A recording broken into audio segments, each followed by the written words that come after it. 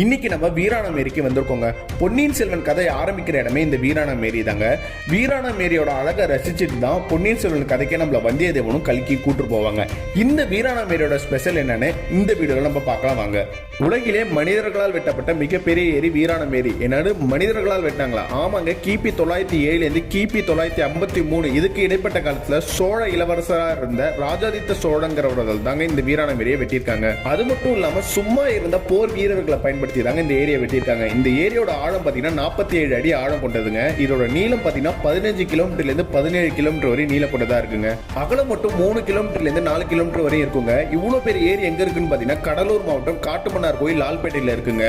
இந்த வீராணம் ஏரியில இருந்தா சென்னைக்கு குடிநீர் போகுதுங்கிறது இன்னொரு ஸ்பெஷலுங்க. கண்டிப்பா காட்டுமன்னார் கோயில் வந்தா வீராணம் ஏரியை பாருங்க. பொன்னியின் செல்வன் ஆரம்பிச்ச இடமே இந்த இடம் தாங்க.